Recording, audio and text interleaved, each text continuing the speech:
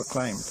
I was received throughout the whole thing with unfailing courtesy by the Ngāti Whātua leaders, including Joe Hawke. However, some of the younger members of the Maori group were fairly abusive, but the worst abuse came from the Pākehā hangers-on, as I saw them, particularly the trade union people with Liverpudlian accents who proceeded to tell me what terrible things we've done to the Maori people throughout history and what have you.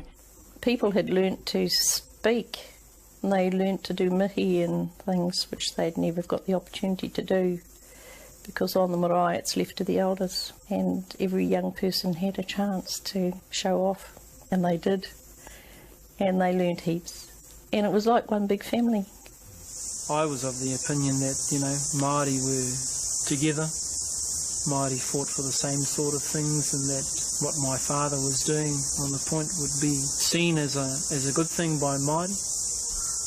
But when I got to school, there was a lot of criticism there, and I felt rather isolated and started to realise that it was creating a lot of friction within not only our community but in the wider community.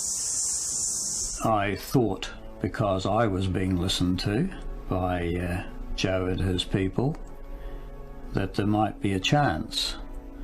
But then there was a most sad occasion when the little girl, Joanne, died on the point, and my perception was that if there was anything that was possible up to that point, it certainly was not possible from that point on. The campaign was nearly lost on her death, and all of us sort of sank inwardly to our own selves and just sort of quietly just thought, is it worth the death of our child?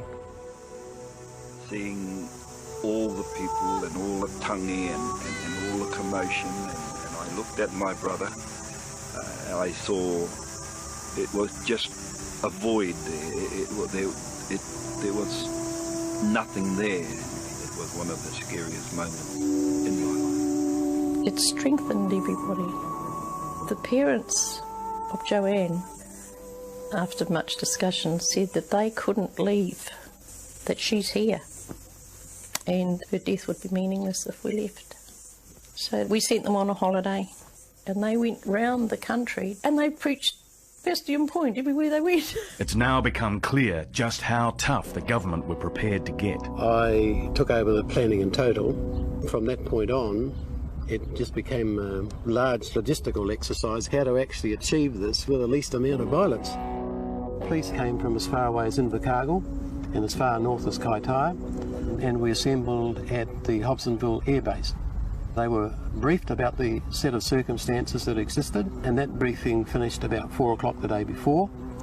We had ambulance, we had fire, we had a doctor, we had representatives of the Army and the Air Force, plus we also had a Sue helicopter. We actually had the Armed Defenders Squad just down there. We had information that there was firearms here, and that would have changed our tactics completely. The land on which the buildings and other property hereabouts stand is Crown land. Live.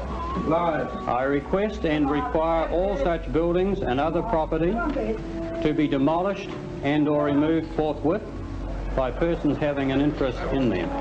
We were here for 506 days before the convoy of militia approached the boundaries of this place. It was such a military overkill in peacetime.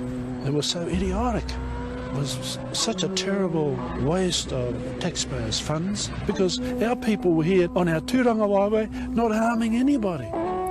Perhaps only the egos of politicians in the National Party. We just fanned out into a huge circle. We then formed another one closer to the buildings. And so we had an outer perimeter and an inner perimeter. I also warn every such person to stay off this place. Appropriate action will be taken against every person who fails to obey these warnings. the time that this event happened, I didn't know what it was about. But when we actually came in and I stood on this land and looked around, seeing the panorama, it just created a whole lot of feelings within myself of unsureness whether I should have been here. I mean, it took me for a while to realize that these people were hurting, and then to try and understand what that hurting was about. It all affected me. It seemed like an hour, but it wasn't. It seemed we just did absolutely nothing, never said a word or anything.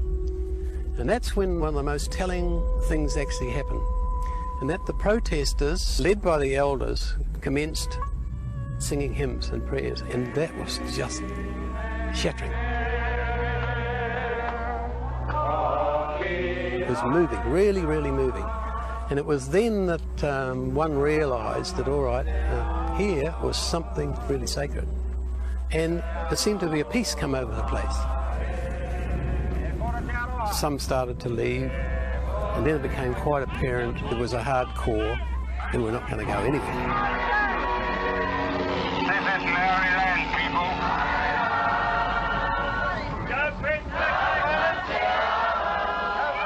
The Maori policemen copped most of the abuse in terms of who we stand for. And for me, upon reflection, quite rightly, and again that added that pressure in terms of what am I doing here? What am I doing here? But when it's peacetime, that's what you do to the Maori. This is a peaceful resistance movement, and we will not resort to violence. Goodbye.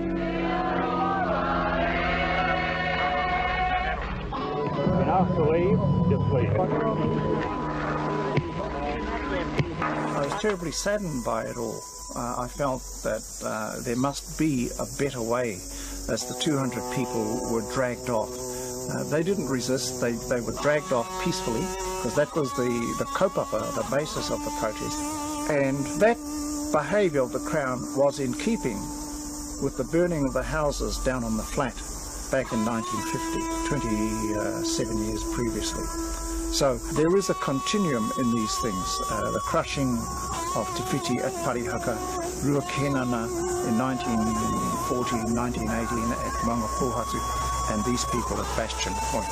So that power to oppress resides in the state, and now it was becoming manifest. So there's a whole lot of people that on that day became my people. That struggle finally united a section of our populace, and we'll never break that bond. That bond will be here forever.